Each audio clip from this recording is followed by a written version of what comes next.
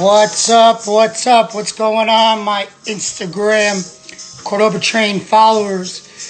Dave Cordoba here with Cordoba Trained. We got another good one today. We got the head coach of Rutgers, Scott Goodale, on board here today. So really super excited. Got a lot of good questions for him. A huge fan of the Rutgers wrestling program, and I hope you guys got a lot of questions as well to ask him. It's going to be a good one. We had Coach Ayers yesterday online, and we spoke to him about his kind of little rivalry with Rutgers. So I'd love to hear the other side of it with Coach Goodale. So we're going to go about an hour, and about the half-hour mark, we are going to let you ask some questions, and then we'll get back to the interview and then go back into some questions later on. So Coach Goodale is in the chat now. I'm going to connect them. What's going on, guys? I got a lot of guys from the club. How you doing, everybody? And let's get Coach Goodale in. And live. Keep coming on, guys. Have some good questions for him. Very excited for him here. Hey! No, What's the other up, way. my man? The other way. There you go, man. What's going on? I'm How's it good. going, Can you hear Coach? me? I can hear you perfectly fine. Awesome. How Awesome. you doing, Everything's good, man? man. I'm doing good. Just hanging in there. Trying to hang in there. You know what? Before I even did this interview, I should have saw that you had a Yankees um, some Y- memorabilia behind you. I'm a Met fan, so I don't know if we should take that out. Oh, No, you know what I'm I'll only, do? You want me to no, move? no, I'm only kidding. You I'm only sure? kidding. No, I'm only All kidding. right. All I'm only, right. you seem to That's all be right. a very busy guy these days. You know, you're getting to doing a lot of interviews and stuff.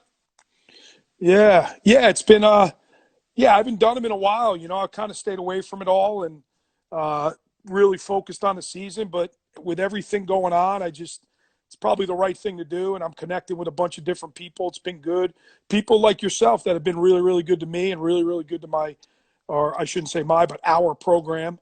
So yeah, I just think it's the right thing to do. And you know what? If it gives some people tonight an hour to put their things away, sit down, relax, get away from everything going on and hear wrestling talk and some good banter, then good. That'd be great. Awesome, man. Well, for all our viewers that are in here right now, we got Coach Scott Goodale here, head coach of Rutgers. Are you in your 12th or 13th year this year? I'm on my. I'm done with my 13th year. Done with your 13th year. So Okay. yeah, I'm done with my 13th year. I think that's right. Yeah, 2007-8 season was my first, so I believe is my 13th year. Yep. Awesome, man. Last night we had Coach Ayers, Princeton coach, on last night. Yeah, I caught We, some of it. I you caught got some of caught it. some of it? Okay, I cool, did. cool. Yeah. Yeah. It was a good conversation, good talking to him. We Yeah. actually went 2 hours. It just kept going and going and going. Oh, okay. Good. But I mean, we're gonna try to keep it to an hour. If we go a little bit longer, then if it's up to you, if you want to keep chatting with us. Sure. I know a lot of my wrestling club kids decided they wanted to come on. They wanted to talk to you, ask you some questions and stuff like that. Great. So Great. it's great. It's great to have you. Yeah. First and foremost, let's talk about. I mean, now with the situation we're in, we're kind of all in hmm quarantined and home and stuff like that. What have you been doing? I mean, without wrestling in your life right now? You know what? Wrestle never really leaves you, right? So still dealing with our guys. They still got to go to class. There's still a ton of dialogue. Our strength coach is sending them workouts. I'm into it. I'm involved in those workouts. I take those workouts. I use them. My son's a junior in high school. He's training for his sport. He's a football, baseball player, so he's continuing to train a little bit. So every day it's about a routine, man. I get up, I spend some time in the Word, I read a little bit in some books, have a couple cups of coffee, and then I get my day going with a workout. Usually, I'm Yeah, fortunate. I yeah. got a neighbor. I got a neighbor who's got a sauna, so I get to use a sauna every single day. But then I it's just saw that. do some yard work. Yeah, you saw that, right? So I do some yard work and I keep myself busy. Actually, these days are flying. You know what I'm picking up on a lot now is I'm doing a lot of cooking, man. I'm getting into cooking and that's That's been good. fun. So yeah, it's been fun. I've never done it before. Always kind of Yeah, wanted to do it. So uh, I've been doing a little bit of everything, and probably most importantly, staying in touch with my guys, making sure their families are okay, because I worry about that, man. I worry about this stuff, and it's a tough time right now, and you never know which of your 30 and with us, it's really like 38 with our staff. Who's going through what. So there's a lot of dialogue with those guys. No, understandably. I mean, Coach Yeah, Ayers, started a new thing. He started doing workouts in his basement and videotaping them. Maybe you can I do saw that. Yeah. a little cooking show. Maybe you can start doing. Show some people your hidden talent. Yeah, I should. You're right. You're right. Yeah. So, I That'd mean, be cool. I'm a big fan of the program. Yeah. I've known you a while now. Hmm. Remember you being a coach at Jackson for many years. I wrestled against one of your former students, who I think is the head coach now, Douglas Stanley. I've known him a very, very long time. Yeah. Really good friends with him, and I know you were very successful at Jackson, and then you got the head coaching job at Rutgers that you said in about 2007, 2008. Yes. Um, I've been a huge fan ever since, and been following Rutgers wrestling since those days that you just started. I know that. So if we want, maybe we could start off there when you first landed your biggest recruit, one of your former wrestlers, and Scott Winston. And Yeah. I feel like from then on, that's kind of when everything started rolling, and everyone was like, "It could be me now. It could be me that could do it." Yeah. And Yeah.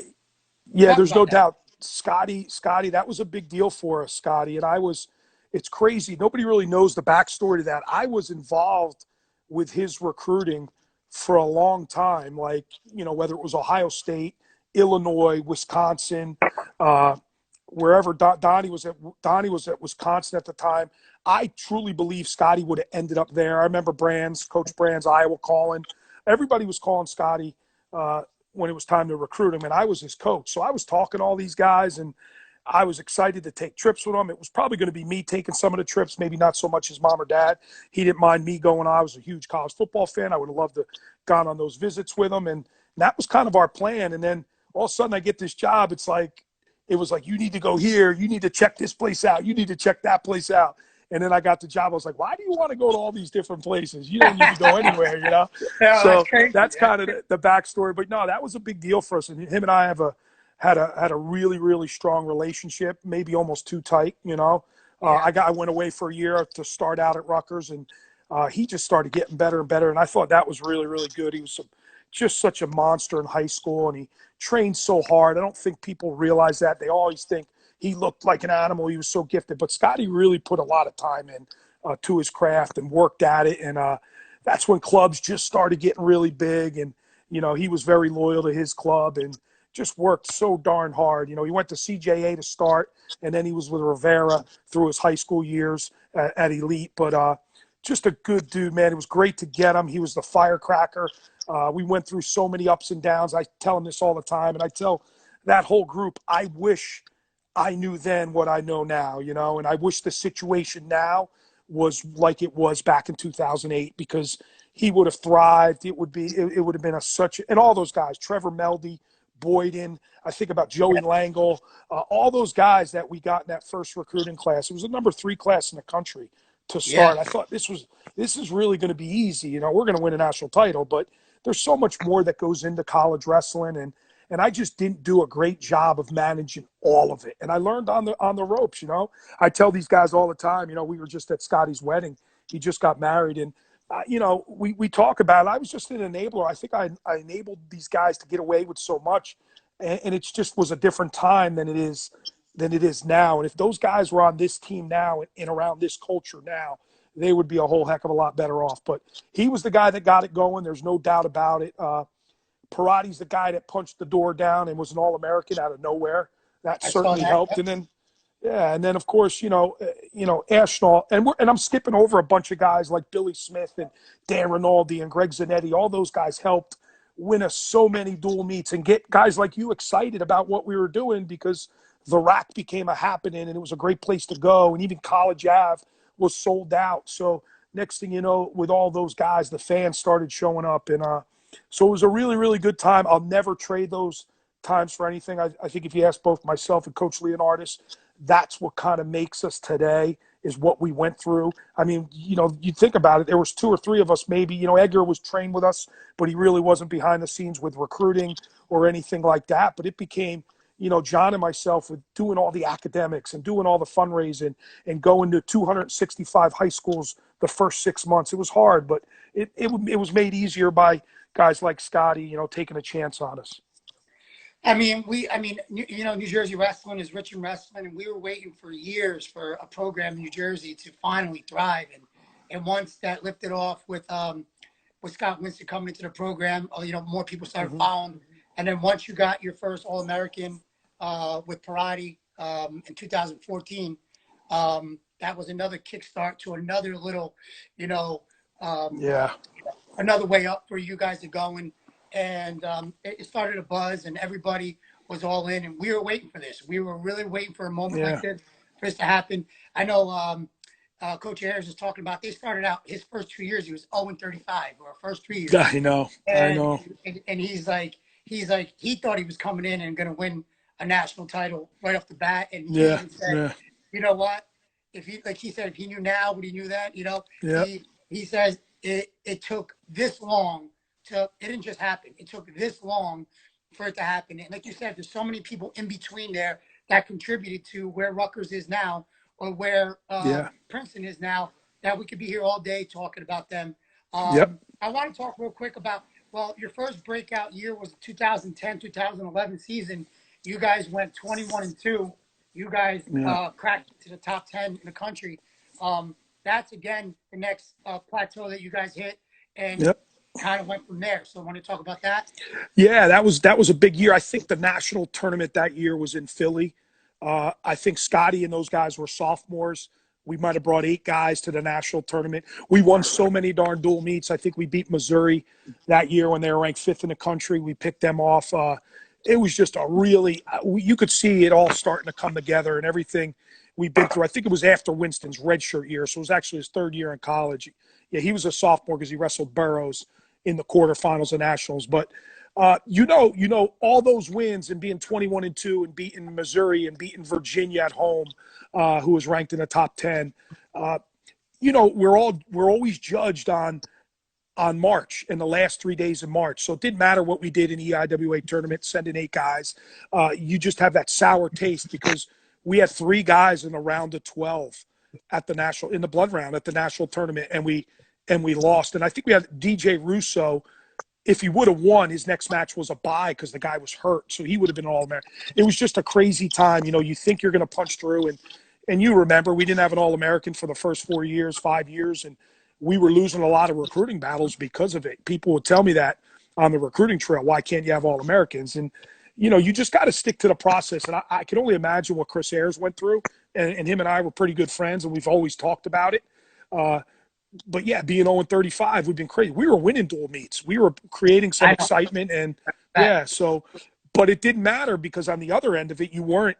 There was these expectations. You got to have All-Americans. You do have Scott Winston now, and he's the best ever, right? To come out of New Jersey, he's got to win. So, and when he didn't, it was hard. And that night in Philly was probably the lowest point I've had as you never try to get too high, or you never try to get too low. But I think back now at the career and what's gone on at Rutgers, that's probably the worst night for me from an emotional standpoint. I mean, it was great. We had 3 guys in a round of 12, right?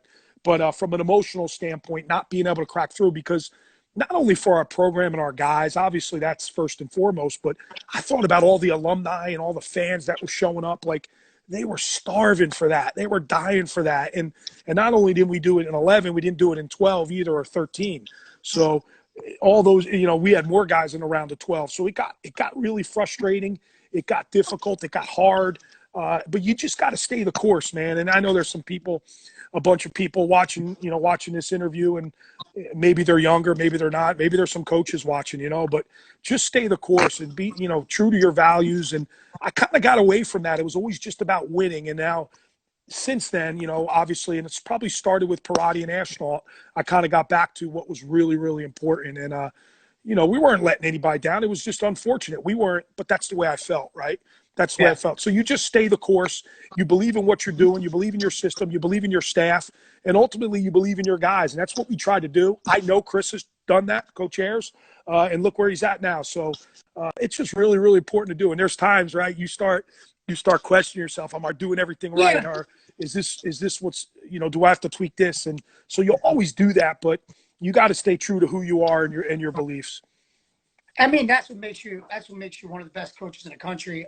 Personally, I feel with you and your staff. and I admire the fact of how dedicated you are to your kids. I mean, I see the relationships you have with your kids. It's almost like Yeah. they're like your best friends, but yet Yeah. they all respect you and they'll go to a wall for you. But you have Yeah. such a good connection with them, and if I could give an award out for the most emotional coach out there in the country, you're definitely up there. But you know, there's some times where I'm just watching you, and during Yeah. matches, and just seeing how you're acting, and you get us pumped up. You get the crowd pumped up. You make me as a coach. You know, that's the way I like to feel about my kids, and Yeah. watching you do it at a high level. I mean, it's great, and I know your connection with your kids, you know, during college, after college, is really good. Yeah, you know how it is, man. You put so much time in with these guys. And for me, and I don't want to sound shallow. There's a lot of things I like to do, but I love wrestling. I love coaching these guys and that's really all I like. That's pretty much my life. And yeah, I Yeah, form a connection with them and now you start to see it, right? I mean, I love talking to the old Jackson guys. There was a video that went out today, our 2003 team. So I connected with all of them today. That was awesome. And I'm starting to connect with the Winston group in that first class that we had a lot more. So as they grow on to become fathers and husbands and working in the real world, you have those relationships, but they're formed in that wrestling room, and you're going to start seeing it, with all the success you've had with your club, which is a great club. All those guys that come through there, wherever they decide to go or move on to whatever high school or middle school or college, there's going to be a relationship forever. And I of course. value that, man. I'm so grateful for that. I'm so grateful for the relationship I'm able to have with you and all the club coaches and all the high school coaches. That stuff's really, really important to me. And to be honest, that's kind of how we built this program, on those relationships. Yeah, no, I agree 100%. And we're glad to have a great relationship with you too. So I want to fast forward now to your 2019 season. You had a 12-6 season. You beat a couple ranked teams. You beat Wisconsin. You beat Princeton. You beat Purdue.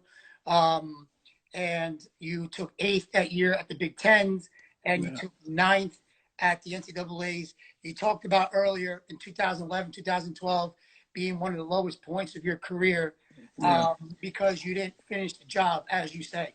Yeah. And I understand that. And you come into Yeah. 2019 season and you surpass everybody's expectations and more. And you get not one, but two national champions in 1 year. And to top it off with the icing on the cake, you're named the head coach of the year, national head coach of the year of the tournament. Um, that has to be one of your highest points of your moment of your career. As fans, we felt like we were there with you. We were there like in spirit. Like Yeah. I felt my whole body and just watching on ESPN, and I was so happy for you, your program, everything that you guys put into it, especially with Soriano and Ashnault. But more importantly, for Yeah. where kind of went back to like where you started again with Yeah. first recruit and now what it came to. Talk about your 2019 season. Yeah, it was awesome, man. I mean, there was a lead up to it. We had a really good team, but you kind of knew there's two individuals and that really have an opportunity to do some special things here. And Anthony getting his 6 year back, and Suriano, just who Suriano is, he's going to be in the thick of it. So you kind of knew the buildup was there, man. It was there with us every single day. We did have a really, really good dual meet season. But the buildup for those guys was, and even Johnny Van Brill and Gravina and all those guys, we thought they could make some. Joe Grello, even though he was a little bit younger, had a really nice national tournament. We just thought we thought we left a lot of points out there. Believe it or not, we could have done some, but yeah, that obviously was probably we talk about some of the lowest points, but that's probably one of the best. I mean, it is like from a wrestling standpoint. And you talk about emotions, man. I never got caught up in. I just remember being emotional the whole day. We brought the guys to a workout in the morning, weigh-ins, and then a workout, a lunch, and then we actually had a huge social where Anthony and Nick went and spoke at the social. And I just remember being fried from it. Like I was so drained in emotion. There were so many emotions coming through me. And I knew we had to coach a match and get ready. I'd never let those guys know it. But I just remember sitting in the hotel room for probably 4 or 5 hours, just hoping this let's get to the finals. Let's get to the arena. Let's get to the match. And it was all because of the fans and the alumni and the donors dying and starving for what could be. And, of course, it was about Nick and Anthony, and them winning was first and foremost. But when it's over, those are the people I thought about. Some of those donors who were in College Ave Gym on that first night, and some of those fans, and some of the alum, and our athletic director being there, and all of Rutgers Nation, all the coaches, and the football coach, the basketball coach reaching out, and just how big and important it was for our university athletic department. So, but I thought about, and it wasn't just the Rutgers fans, man. It was the New Jersey wrestling fans. It was the New Jersey wrestling fans. So that was important to me. That was important. And I didn't really talk about it, but I felt it. I felt what could be. And I remember, like I said, sitting in that hotel room, man, what's it going to be like when these guys win tonight? I was confident they were going to win. But, as a coach, you're like, well, what if this happens? Pritzloff is super, super positive. Everything is now, we're winning this match. And I think of everything. I'm not negative, but there's doubt, right? As a coach, too, there's still doubt, Of And course.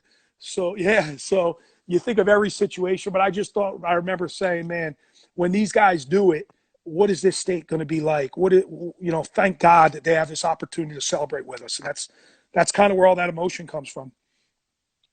It seems like like me, I feel like I sometimes when I'm coaching my kids, I get more nervous than they do, and I try to keep my nerves intact and stuff like that. I mean, were you more nervous about it, or you were just like you were just like want it to just happen already, And then when you were in the moment, did you want it to end, or just let it just keep going? No, when I was in the moment, when they were wrestling, I wanted that clock to tick down. I mean, No, when they won, after they won, yeah.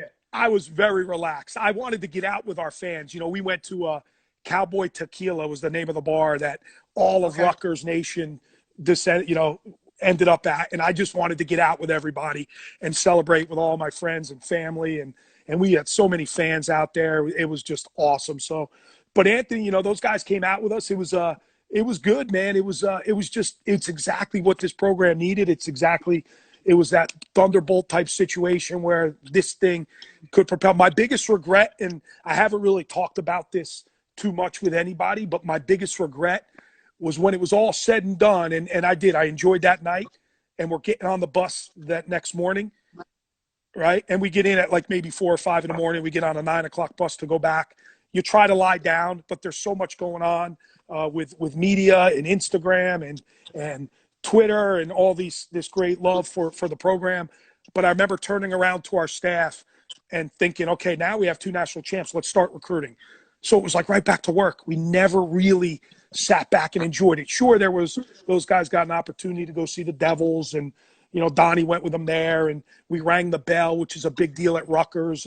Everybody came out for that. There was a celebratory, probably 2 weeks. But, man, we got right back to work. We didn't stop because we thought this is our time. Now let's go get this recruit. Let's go get that recruit. Because we can, because now we could do it, right? Yeah. So that's the one thing I kind of regret. I never really stopped to just sit back and enjoy my family and really even talk about it. I don't think I watched the matches for a while. I didn't watch the matches for a while. I was just let's go. Let's get back to work. Let's get into freestyle, because if those 2 can do it, there's 30 other guys in that room that somewhere deep down believe they could do it too. So you got to give them your attention. Well, I mean, now you got all the time in the world. Now you can go on YouTube and rewatch those matches and get that feeling back. Yeah. Because it was a special one. That happens to a lot of us. That things happen so fast, so quick, and you kind of forget to embrace the moment. But but again, us fans, we embraced it and we enjoyed it, and we went out and we drank. We drank for you guys, The videos I was getting from like Hoboken, I was getting videos from Hoboken. I was getting videos from down the Jersey Shore. Like what happened when Suriano got that takedown, and people just like their phones videoing just the reaction from the whole bar. It was just sick. It was, and I save all those obviously. And it's just something I'll never forget. You gotta send me those videos. I haven't seen that one. You gotta send me that. All right, I will. It's like that day we got to go out and wear our Rutgers gear and kind of like when the Yankees win the World Series or the Mets, they do a parade, and then you get to you get to be honored to wear their gear. I mean, we're honored Yeah. to always wear Rutgers wrestling. I mean, Good. we're definitely big fans. So so that season ends. In your career now you have 5 All-Americans, and you got 10 All-American in total. Yep. Um, Sure. in total. So you're like you said, you come off that major high, and then you immediately back into recruiting, and you know that Mhm. the upcoming season is coming. And one of the other big things that are coming your way is that you were going to get a new wrestling room. All right, and Yeah. this is something we've been looking forward to as fans, and I could just only imagine what it was for you as a coach and your students. Why don't you tell us about when you finally cut that ribbon to go into your new facility? Yeah. That was crazy, man. That's definitely. And I don't know if these comments are in my way here. Are you? Am I good? Yeah, I can see you. Yeah, Yeah.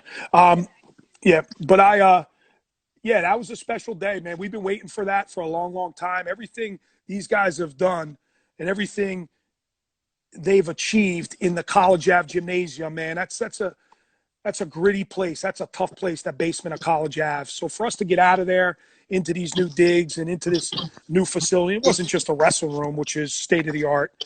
It was it was everything, man. It was where we eat, the cafeteria where we eat, our weight room, everything being right there. Our doctor, if we got hurt at College Ave, we'd have to get in a car or a bus, drive over to the Hale Center. That's an hour, 2 hour go with traffic at 5 o'clock Wow. during the afternoon on camp. It was crazy. So you never get a kid back. Now we walk down one flight of stairs, we get stitched up, we go right back up in the room. There's nothing like it. It's great. Yeah. So many things have changed. And I hate to admit this. I don't know if it's good or bad, but I haven't been back to College Ave since, man. I've stayed on Livingston campus and really enjoyed that facility. It's big. It's inviting. Fans love coming in there. Our donors love coming in there. It's a $110 million facility, and they put a lot of time into it, and it's still not done. The graphics are going to start to go up here pretty quickly with our national champs, with our All-Americans, with the history of Rutgers wrestling, with our world team members, all the guys that wrestle on the senior level and what they've been able to accomplish overseas. So all that stuff is still going to go in. So, but what a room, man! What a state-of-the-art facility, and I'm again just super grateful to our donors and our athletic department for making that happen. Yeah, I mean, I haven't been there yet. I'm definitely coming real soon. I see a lot of pictures of it. I see videos of it. It just gets me amped up. It must definitely get the kids who've been with you for a while amped up, even your previous wrestlers that were in your program. And obviously for your recruits, when you bring them in and your recruits are seeing this brand new facility, they must definitely be, super excited about it. Um, and are you still there? I don't know. I think it froze up a little bit. And so it must be definitely something super exciting for this year. And this year came 2020. You had a very very young program, and Yep. it was. Hold on. I think it's. Are you? Can you hear me on your end? Yeah, I hear you're fine, man. I don't know if is it going in and out. I got 4 bars. Yeah, all right. Yeah, your side was a little frozen. All right, I think we're good now. As If long as I you can need to hear me, move, let me that's know. I good. could always go. Yeah, I got you. Okay. So, I mean, so you go into 2019, 2020 year, and you have a very young team. You went 10-7 this year. Not, the type of, record that Rutgers is used to for the last, 10 years or so. But you know what? I mean, you had some tough losses this year. I mean, you lost to Ohio State 22-13. You lost to Michigan 21 Mm-hmm. 16. You lost a tight one to Princeton 18-15. Again, with the young team that you had. And let me just state real quick on a positive note. I mean, every single year you're in the top 5 for the most attendance in Division One wrestling. Yeah, Um, and yeah, that's from just the program that you and your staff has built, and the buzz you built around New Jersey wrestling. I mean, we love going. We love going to those matches. We want to be a part of it, and we want to be a part of history. And we don't want any of our kids to leave New Jersey. I mean, Yeah. as a club coach myself, I got a boatload of seventh and eighth graders that are going to high school, Yeah. and and nothing more than I would want than to be a straight tunnel from my club to Rutgers Wrestling or Princeton Wrestling or Ryder. I mean, whatever the case is, but to keep our guys in Jersey, I mean, I wouldn't want them anywhere else, and that's a decision they got to make on their own eventually one day. Yeah. But that's kind of the way I see it. You have a young No program this doubt year, about like I it. said. No doubt about it. Every kid's different. And Every kid's looking for something else. yeah, and so you ended up recruiting this year. You ended up getting Sammy Alvarez. Okay, I've known Sammy for a couple years. I've seen him in the club circuit and New Jersey wrestling, and I knew the kid could be special one day, and I knew that he'd be a stud, and he was on his way to NC State, and then you guys Yep. landed him. Can you talk a little bit about that? Yeah, absolutely. He actually went down there for a. Can you hear me? Yeah, I hear you. Yep. You got. Yeah. So he went down there for. I think he was going to start summer school, and for whatever reason, it's glitchy. A little glitchy, but I think we're. Hold up. Of my In here. yeah, I think should be good now. I mean, I see you now, perfect. You got me good. Yeah, I got you good. Yep. So Sammy was down there for a couple days. Didn't start summer school.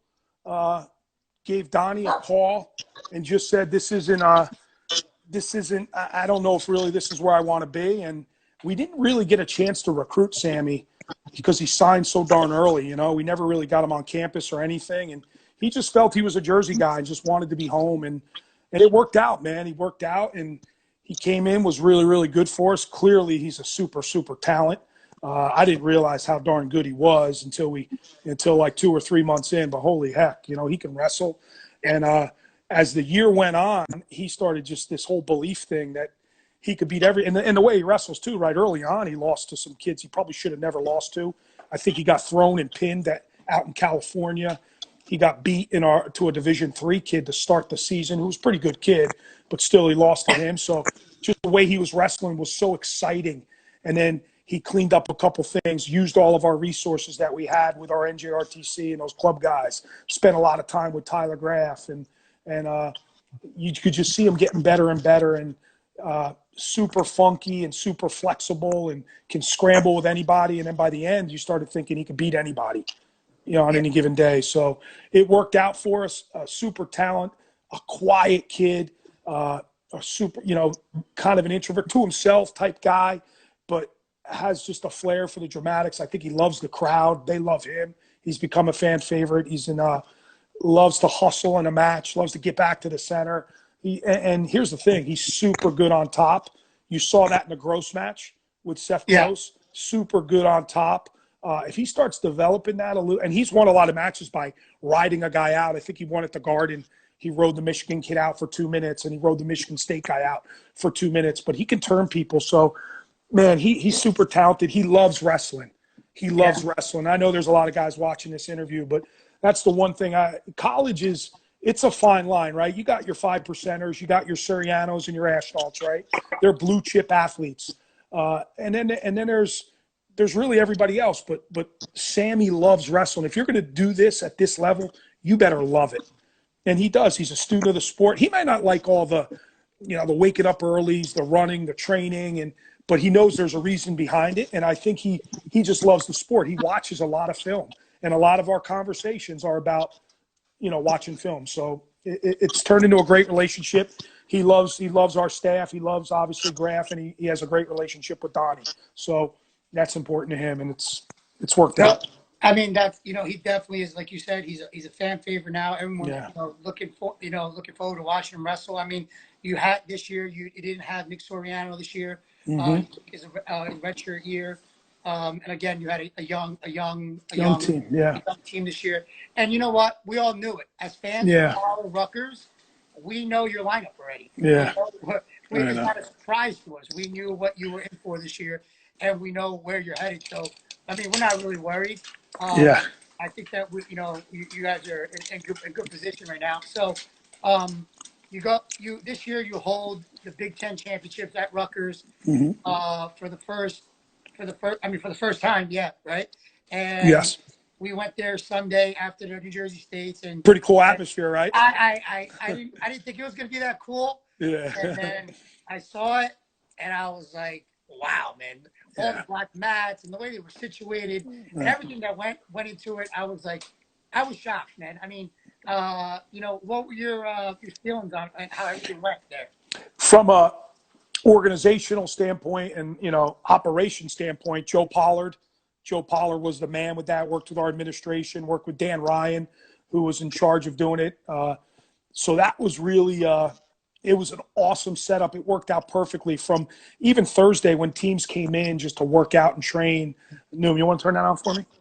Even when teams came in just to work out and train, uh, everything was just so organized and set up. It's about a 3-minute walk from the third floor of the APC where we set up mats and like home tents. Each team had their own tent with like wire, with like places you could charge your phone, things like that.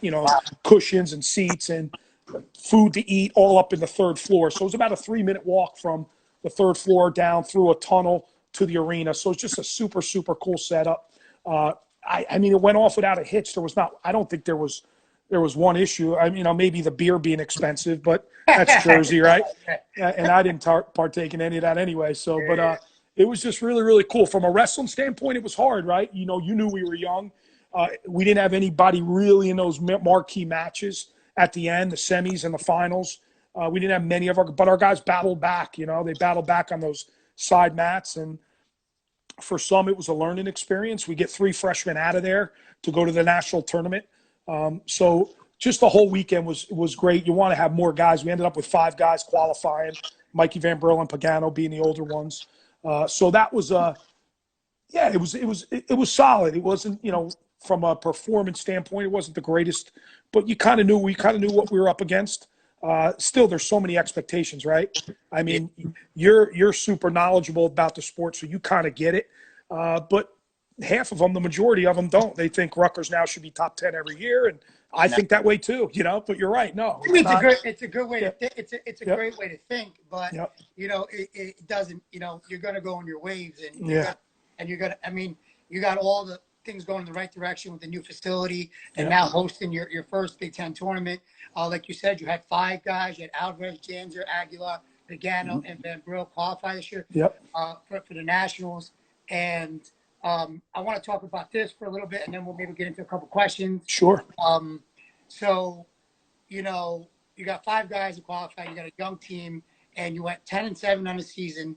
And like you said, it's the way you finish. It's not how you start. Yep. And I think that maybe you could have had a turnaround to your season and the way you felt about how your season went. And you guys could have, could have made some noise at the national tournament. Yeah. And obviously everyone knows, everyone here, I mean, we're all dealing with it. And I've asked every coach and every question about it. You find out that the Nationals are going to be canceled, and it's not going to go on, and then some of the seniors weren't going to get another year. I know how connected we talked about earlier, how connected you are with the guys. So you're as friendly as like you're talking to your own kids. Yeah. Tell me about how you felt when you first found out, and what emotions were going through your mind on how you were going to say it to your kids. I just I felt with Jordan getting healthy, because he didn't wrestle in the Big Ten tournament because he had a broken hand, so he's just starting to get healthy, and he had such a good year. He didn't have to wrestle in the Big Tens. He was going to get a wild card, and I thought the way Sammy was wrestling, I thought guys were going to make. We always seem to have somebody make a run at being an All-American now. Somebody's always making a run, and I just thought we were going to really have a good national tournament. Let's be honest, getting out of the Big Tens, you get out of the Big Tens, you feel actually pretty good about nationals, if that makes sense, because that Big Ten tournament, is just such a grind. So I did. I felt good about it. I thought we were training really, really good. The guys who were going, we were in a good spot. We have a really good system. Our staff puts together a great system leading up to it. So I loved where we were at. And then we're in there working out. on a Thursday, the 12th, and Jordan is teaching. He's doing student teaching. He doesn't go to school because they cancel it, right? So it's already going through the school system. And then as we're working out in our new facility, we have these TVs that are in our facility, and I put on the Big Ten basketball tournament because our Rutgers is going to play Michigan, I think, in the Big Ten first round. So while we're wrestling and drilling and working out, I look over and they're pulling the Rutgers team off the court. Wow. So now Tuesday they canceled the NBA season, or they suspended the NBA season. That's when I knew everything was going Yeah, back.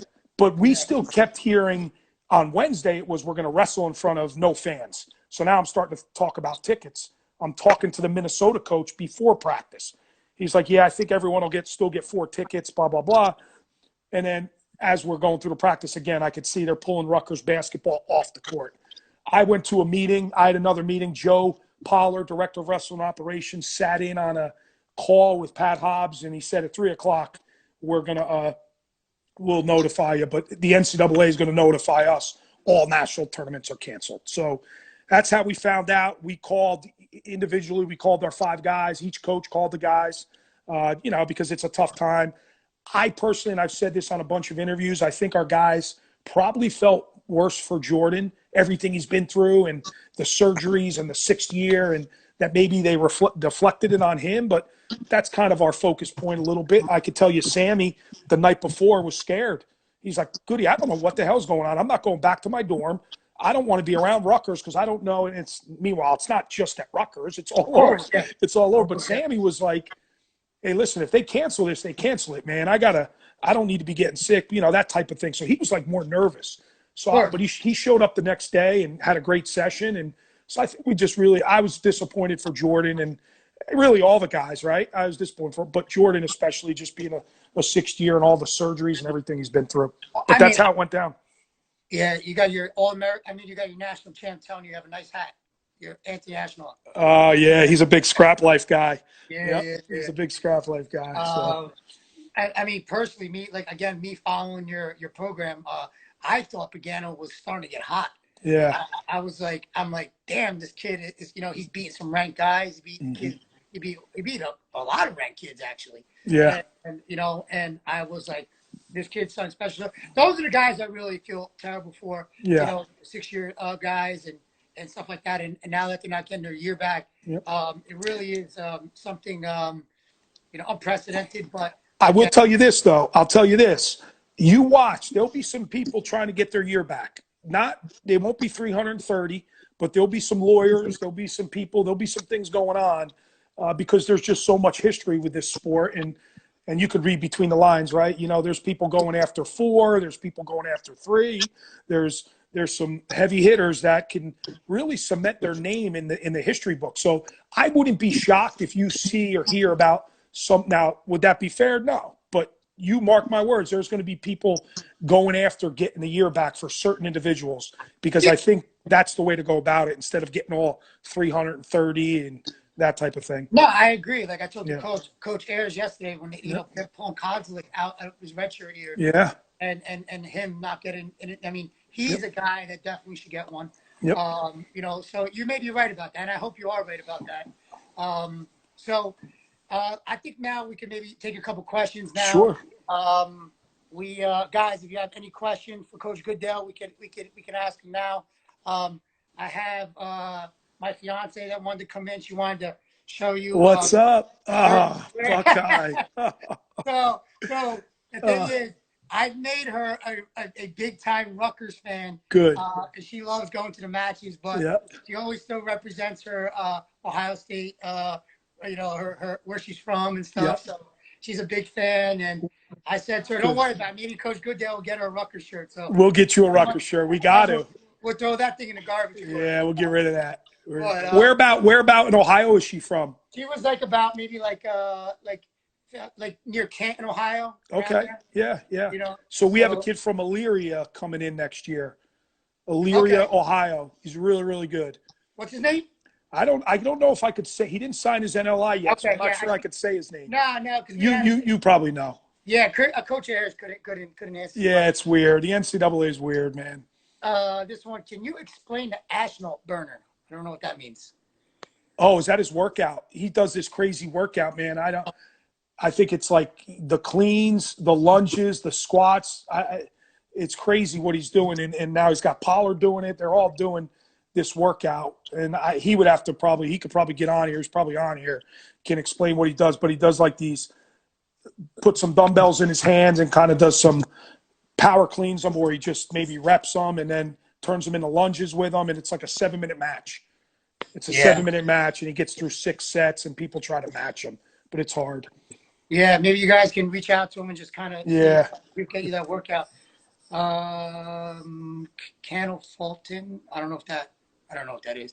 All right. What did Soriano's escape for 9 seconds mean to your program? Oh my God, that was incredible. That was incredible. You know, people, they complain that he got a stalemate. That's double boots in. The ref did a really, really good job of giving us that stalemate. And then Nick's so explosive. I knew once that happened, he was probably going to get out. So yeah, that was huge, man. That was huge. Good for that kid. I mean, you guys know how darn hard he works, and you've seen it for years being around the Jersey circuit, and it puts a lot of pressure on himself. But that's just the way he is. That's who makes him, and he's wired differently, and good for him, man. He deserves that, and he's doing some good things now. So we'll see what happens with this Olympic run for him. Yeah, definitely. I think someone just busting your balls. I heard your son is stronger than you. Is that true? My son, no, that's true, man. I don't know what the heck happened, but he's strong, way stronger now. We're deadlifting today. He's got me deadlifting, squatting, cleaning. Like, I don't really want to do this stuff, but this he's doing it, and he needs to do it. So I'm not going to just not do it. So I let him go first. I'll strip the weight, and but it's a lot of weight, man. It's a lot of weight. He is stronger than me. He should be. He's young. Is there a chance that he's going to play at Rutgers? They're recruiting him pretty hard. Zach's kind of I don't know how to say this. Maybe he's a tweener, right? Maybe is he ready for that level? I don't know. He's got to get bigger and faster. From a talent wise, I absolutely believe he can play there. I think he's pretty good. He's got a lot of work to do, but I think at some point he would get on the field there. I think ultimately that's probably what he wants to do, play for Coach Shiano, which would be awesome. It'd be great for our family. But there'll be some other opportunities, maybe at some FCS schools, Monmouth, Delaware, UPenn, Villanova. Yeah. So we'll see. We'll see what he wants to do. But they're showing the most interest in him right now, so that's always a good thing. Not sure if I want to ask this question. Any regrets about wrestling JoJo instead of redshirting him? No, that's fine. That's a fair question. Here's what I'll say about that. I think it was the right decision. I think it was maybe the wrong result, right? The fans and we were probably looking for a different result. So the kid wanted to wrestle, and I'm out and spoken about it, and he really wanted to wrestle. That was part of the deal. If I'm the guy, I want to go, and this college career could be a short window. You should ask Anthony Ashland if he liked doing it for 6 years. It wears on your body. It wears on your mind. So, a lot of the theory now is if you're healthy and you're capable, then you go. And that's kind of what JoJo wanted to do. I think JoJo's going to be really, really good. I do think he'll probably need a year. We got to get him back on track and develop him. That doesn't mean he's going to redshirt next year, but maybe if we can do it, we want to do it. And I just think it was hard. A lot of those guys took an Olympic red shirt. JoJo was hot coming out of high school. He felt he could wrestle with the best in the country. Yanni was taking an Olympic red shirt. Ironman was taking an Olympic red shirt. McKenna there was all these factors that went into it. It wasn't just he didn't show up and say, I want to go. That's something he grew up wanting to wrestle in the rack, and he wanted to do it. So, yeah, so maybe it was I still think it was the right decision, just maybe not the result we all wanted. Yeah, no, I mean, I'm a fan of him as well. I definitely like him. We got about 11 minutes left. Okay. Would you be able to go maybe a little bit more past? Absolutely, man. Whatever you want. All right, because I didn't want to I got a couple questions about that I have about the NJRTC, about your coaching staff, about girl wrestling, stuff like that. I guess we'll take a couple questions up until we get off. They want to know. I was going to ask this question a little later on. People want to know about the return of Nick Soriano. Yep. Is there something that I guess I could tell you really where he's at, and this is complete honesty. And I think you guys know Nick and how he is. He's very guarded, and that's fine. He wants to see when the trials are going to be. Now, what does that mean? Does he want to? I don't know if there's even going to be an ability to take another Olympic red shirt. I have no idea those rules yet because the NCAA hasn't come down with them. But I don't know if I could tell you this, he certainly wants to graduate. I know that. So he wants to get a degree. So to do that, eventually he's got to come back to school. He's not going to go all this way and not get a degree. But this Olympic thing is something he's really, really into, and he's put a lot of time into it and believes he can do it. So I guess the question is probably, is he coming back to Rutgers? We really, at this point, we don't really know that. I think it's part of a plan of his to eventually come back. Is it going to be this year? We don't know that yet. I think he wants to graduate. Obviously, as a coach, right? You want your guys, you want your best guys back, right? For sure. Yeah. So that's kind of where we stand right now. So, and that's just being completely honest. I don't think Nick really knows what will happen in the future right now based on this virus and based on, when the trials are going to be. You would assume they would be in next April, but you don't know. Maybe they're in December, so maybe he takes the first semester off. This is just me speaking off the top of my head. I have no idea. You just don't know. There's too many unknowns right now, if that makes sense. But that's a fair question. I know a lot of people. I appreciate you asking it because I've been on 5 of these and nobody wants to touch the subject. So it's not. I was gonna break. Listen. I have it on my notes to bring it up. I know. I'd rather just be the voice of everyone that wants to know. Yeah, good. I appreciate it. Yeah. And, where our loyalty is to you and Rutgers and your program. And we want the best for you. And if having him back in the room is the best thing to happen for you guys, I mean, so be it. And if not, and there's a lot of the direction he wants to go, I'm not worried that you guys are not gonna, revamp your program back up. Sure. And yeah. You have the next Nick Soriano in your program. I know you picked off a lot of good recruits this year that you have in your program next year. I know. The training center definitely helps you guys out. Yeah. Helps you guys out, helps Princeton out.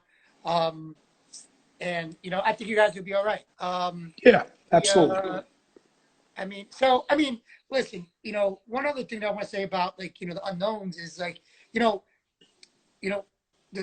kids, their academic school year got shut down too. Yeah. There's kids that maybe want to still take an SAT one more time because they want to get into a Division I college, or they need to get their grades up and this and that. How is this affecting your recruiting too? Yeah, it's been hard. We had a bunch of guys that needed to get into Rutgers that needed to take another SAT. We kind of put them in front of our committee and just said, the plan is for them to take another SAT. With a couple of them, we've been fortunate to get them in because they understand the situation. They're being a little bit lenient. We have a pretty good track record, right? If you get with our academic support, you get in there, you're gonna do well just because of the support and all the resources we have. So we're fortunate over 13 years. We've had some pretty good results academically. So, but and then we're still waiting on some others. So it kind of threw a loophole in it. You can't bring these guys to campus. That's been really, really difficult. We can't fly anywhere. We can't go to high school nationals, flow nationals, home visits are a huge part of what we do. We can't do any of that. So that's been tough, man. It's been the hardest thing. But here's the positive with all this. We're all on the same playing field. That's what I was going to say. Yeah, we're all on the same playing field. So whether it's Penn State, North Carolina State, who's all over the place, they'll go recruit at Cornell, right? These guys recruit, and they do a great job of doing it. So we're all on the same playing field. It's about communications, about building the relationship. Hopefully these relationships have been built long before just this virus, coming upon us, and they feel comfortable with our staff and our guys.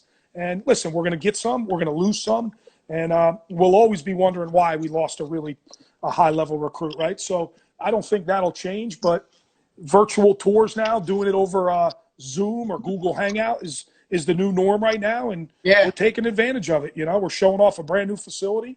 We have the capability of doing that, and we're doing all right. We're doing all right recruiting, so it's been okay. And on that note, you have someone asked what freshman next year or redshirt will crack the lineup next year. Yeah, that's a great question, right? So right away you think of John Posnanski, and you saw the way he wrestled at the state tournament, thinking this guy's a hammer, right? He could go right away, but it's a different level. It's definitely so we got to be. We'll probably be smart with John, and yeah, I think he can wrestle for us right away. If Janzer decides to move up, that would be the probably the most natural. I could tell you this: Johnny Paz wants to wrestle, right? He wants to wrestle, so that's a good thing. Connor O'Neill probably wants to wrestle. He's probably behind a couple guys, maybe a fifth-year senior, right? It's the same situation with JoJo.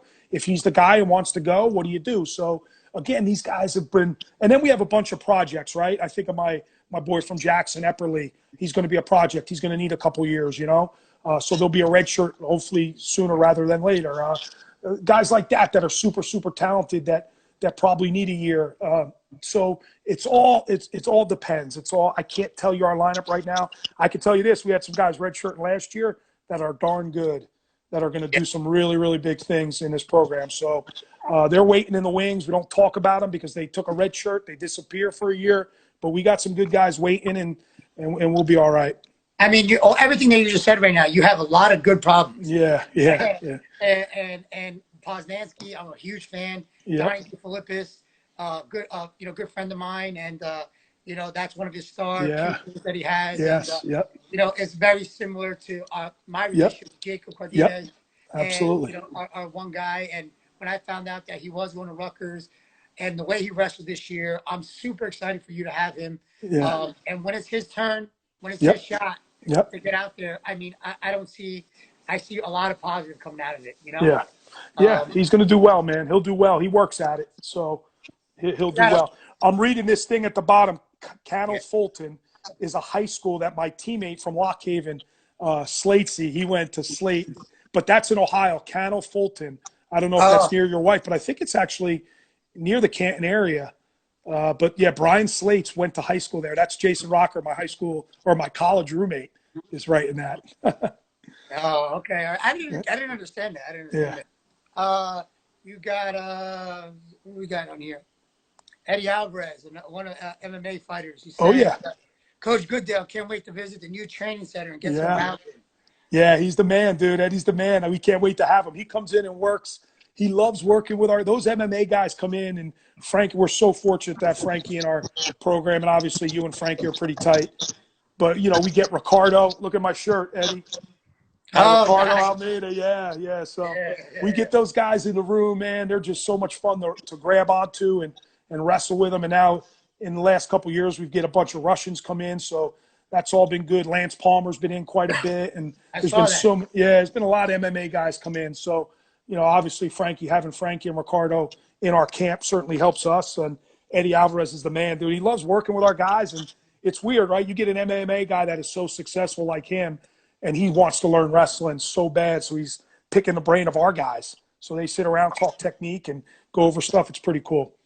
I mean, you can't beat that when you got like Marlon Moraes and Frankie and all those guys who really want to elevate their game in wrestling. Yep. But they're using our facility to do it. Yeah, but then your kids are getting a lot out of it too, man. Yeah. How many times can they say that they're wrong with your professional athletes, and it's only it's only good things that are happening with you guys. And again, with your relationship with Frankie for years, I mean, it's been great. I'm gonna hop off and then come back on because it's gonna turn off exact 8:59, and then just sign back on again. I'll sign back.